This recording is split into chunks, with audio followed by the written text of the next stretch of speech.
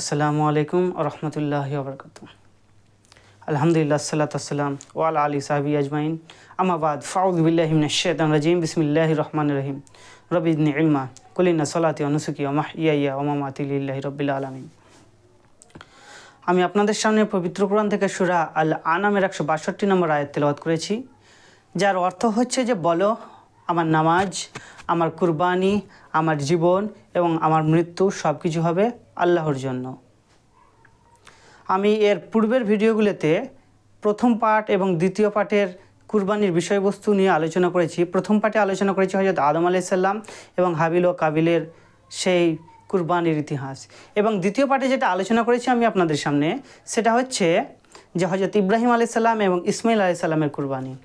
আজকে আমি আপনাদের সামনে তৃতীয় পার্ট নিয়ে আলোচনা করব যে কুরবানির বিষয়বস্তুর মধ্যে অনেকগুলো পড়ে যে আমাদের কুরবানি যে আমরা করব সে কুরবানির পশু কেমন হবে, কুরবানি কিভাবে আমরা বন্টন করব, কুরবানি দেওয়ার পদ্ধতি কী।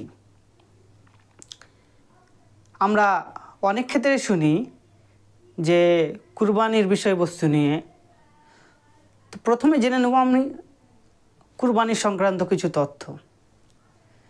যে কুরবানি, এর আগের ভিডিওগুলোতে আমি বলেছি যে কুরবানি শব্দের অর্থ হচ্ছে যে নৈকট্য লাভ করা, আল্লাহর সন্তুষ্টির জন্য কাজ করা। অর্থাৎ আল্লাহ রব্বুল আলমিনের কাছে রক্ত, মাংস এবং কোনো কিছু পৌঁছাবে না। আল্লাহ রব্বুল আলমিনের কাছে যেটা পৌঁছাবে সেটা হচ্ছে আমাদের তাকওয়া, অর্থাৎ আল্লাহকে সন্তুষ্ট করাই হচ্ছে আমাদের প্রধান কাজ। কুরবানি তো করব, কিন্তু কুরবানি করছি অথচ আমরা নামাজ পড়ছি না, সেক্ষেত্রে কিন্তু আমার কুরবানি গণ্য হবে না। তার কারণ যেটা ফরজ সেটাই আমি পালন করছি না, আর সুন্নাত নিয়ে আমি মাথা ঘামাচ্ছি। অর্থাৎ যে কুলিন্না সলাতি, অর্থাৎ প্রথমে বলা হয়েছে যে নামাজের কথা, যে আমার নামাজ, আমার কুরবানি সব কিছু হবে আল্লাহর সন্তুষ্টির জন্য। অর্থাৎ কুরবানিটা ফরজ নয় যে দিতেই হবে, তবে কুরবানিরও একটা গুরুত্ব রয়েছে। যেমন হযরত মুহাম্মদ মুস্তাফা সাল্লাল্লাহু আলাইহি ওয়াসাল্লাম বলেছেন, যে ব্যক্তির সামর্থ্য থাকা সত্ত্বেও যে কুরবানি করলো না, সে ব্যক্তি যেন আমাদের ঈদগাহে ঈদের নামাজ পড়তে না আসে। অর্থাৎ কোনো ব্যক্তির সামর্থ্য থাকলো অথচ সে কুরবানি করলো না, সে যেন আমাদের ঈদগাহে নামাজ পড়তে না আসে। কিন্তু এটা ফরজ নয়। আবার মাঝে মধ্যে হযরত আবু বকর রাদিয়াল্লাহু তাআলা আনহু এবং হযরত উমর রাদিয়াল্লাহু তাআলা আনহু মাঝে মধ্যে কুরবানি করতেন না। কেন করতেন না? যেন লোকজন এটাকে ফরজ না ভেবে নেয়, তার জন্য করতেন না। অথচ কুরবানি ফরজ নয়, তবে কুরবানির প্রতি একটা গুরুত্বও রয়েছে।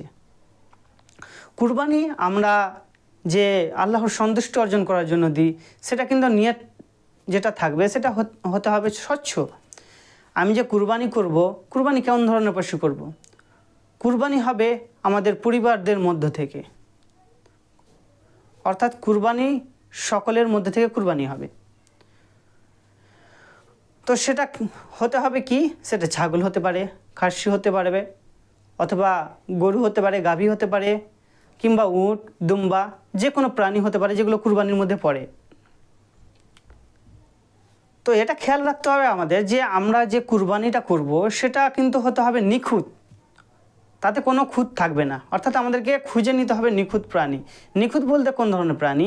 যে প্রাণীর কোনো চোখ যেন না থাকে, চোখের মধ্যে কোনো কানা বা কোনো ক্ষতি না থাকে, লেজ কাটা না থাকে, পা কোনো ভাঙা না থাকে, বা কোনো চামড়াতে বা কোনো এতে কাটার দাগ না থাকে। তো নিখুঁত প্রাণী আমাদেরকে খুঁজে কুরবানি করতে হবে।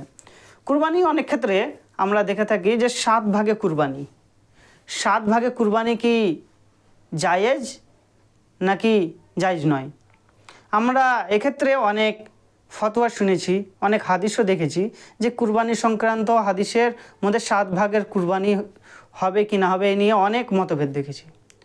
তবে হাদিস শরীফে যেটা এসেছে সেটা হযরত জাবের রাদিয়াল্লাহু তাআলা আনহু হতে বর্ণনা করেছেন যে একদা এক সময় বিশ্বনবী এবং সকলে যখন যুদ্ধের ময়দানে গেলেন, সেক্ষেত্রে সফরে ছিলেন। সফরের ক্ষেত্রে তারা কুরবানি করলেন। গরু কুরবানি করেছিলেন 7 ভাগে এবং উট কুরবানি করেছিলেন 10 ভাগে।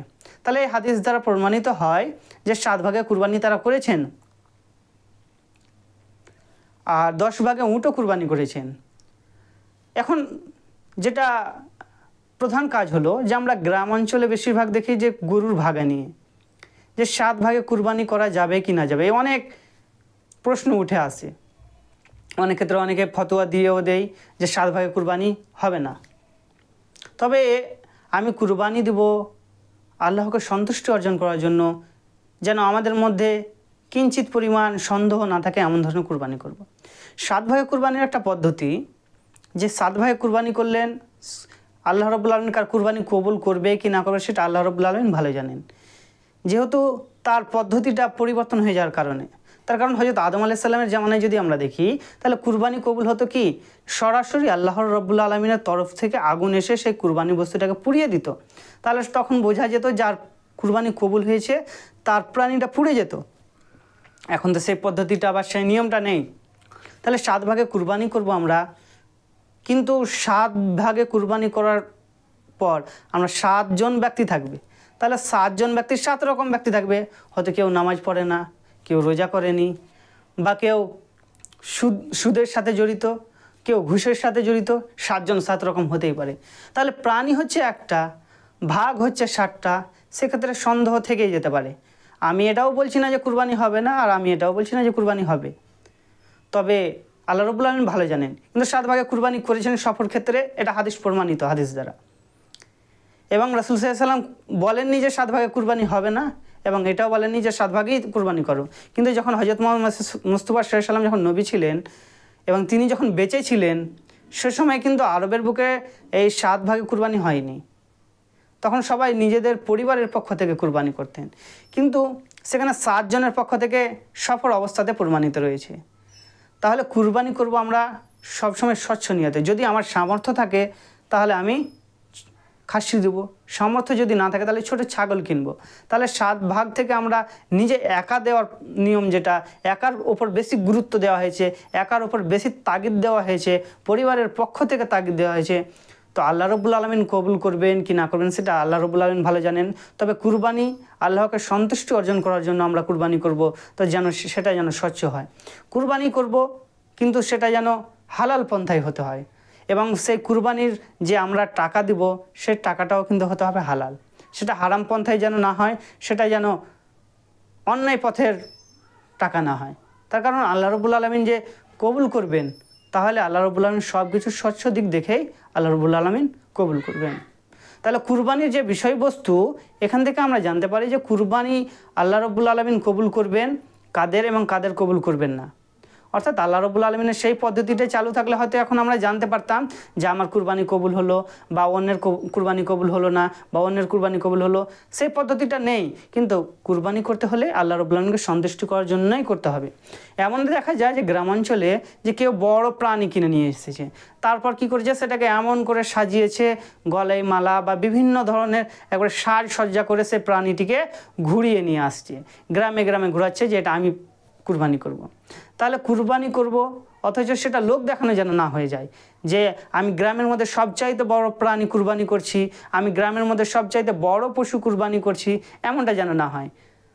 তার কারণ বড় কুরবানি দিলেই যে আল্লাহ রাব্বুল আলামিন কবুল করবেন, এবং ছোট কুরবানি দিলেই যে আল্লাহ কবুল করবেন না, এরকম কিন্তু কোনো কোথাও হাদিস নাই। আল্লাহ রাব্বুল আলামিন কবুল করবেন তারই কুরবানি যেটা হবে হালাল পন্থায়, যেটা নিয়ত হবে স্বচ্ছ, এবং আল্লাহকে সন্তুষ্টি করার জন্য কুরবানি হবে। এবার কুরবানির বিষয়বস্তু, এবার কুরবানির পশুর যে মাংস, সেই মাংস পাওয়ার পর যেটা বন্টনের পদ্ধতি রয়েছে, যে নিজে খাও, জমা রাখো এবং অপরকে দাও বা অপরকে খাওয়াও। তাহলে কুরবানির পশুর যে মাংস খাও এবং জমা করো এবং অন্যকে দাও, গরিব মিসকিনকে। তাহলে এই ধরনের পদ্ধতি হতে হবে। এবং অনেকেই কুরবানির পশু মাংস কেউ কাউকে দিল না, অথবা কিছুটা রেখে দিল। আবার এমনও হাদিসেও অনেক ক্ষেত্রে অনেকে বলে যে কুরবানির প্রাণীর যে মাংস, যে পশুর মাংস, সেই পশুর মাংস জমা রাখা যাবে না। তবে এটা ভুল তথ্য। তার কারণ এক সময় এইরকম ঘটনা ঘটেছিল, হাদিসে এসেছে। তো সে সময় একবার দুর্ভিক্ষ দেখা দিয়েছিল। তো সেই দুর্ভিক্ষের কারণে বিশ্বনবী জনাবে মুহাম্মদ রাসূলুল্লাহ সাল্লাল্লাহু আলাইহি ওয়াসাল্লাম বলেছিলেন কেউ যেন তাদের বাড়িতে 3 দিনের বেশি মাংস না রাখে। তার কারণ সে সময় একটা দুর্ভিক্ষ দেখা দিল, গরিব এবং মধ্যবিত্তরা কেউ খেতে পাচ্ছে না। তাহলে তাদের জন্য সেই মাংসগুলো বিলিয়ে দেওয়া হোক। তাহলে পদ্ধতিটা হতে হবে স্বচ্ছ, নিয়তটাও হতে হবে স্বচ্ছ, আল্লাহকে সন্তুষ্ট অর্জন করার জন্য হতে হবে। তাহলেই তো আমরা সফল হব, সাকসেস হব। তো আমাদের যেন সব কাজে যেন আল্লাহকে সন্তুষ্ট করার উদ্দেশ্যে হয়, আল্লাহকে খুশি করার উদ্দেশ্যেই হয়। আমরাও যেন হযরত ইব্রাহিম আলাইহিস সালামের মতো পরীক্ষায় পাশ করতে পারি, আমরাও যেন হাবিলের মতন পরীক্ষায় পাশ করতে পারি। আল্লাহ রাব্বুল আলামিন আমাদের সঠিক পথে চলার তৌফিক দান করুন। আমিন। আলহামদুলিল্লাহ রাব্বিল আলামিন। আসসালামু আলাইকুম ওয়া রাহমাতুল্লাহি ওয়া বারাকাতুহু।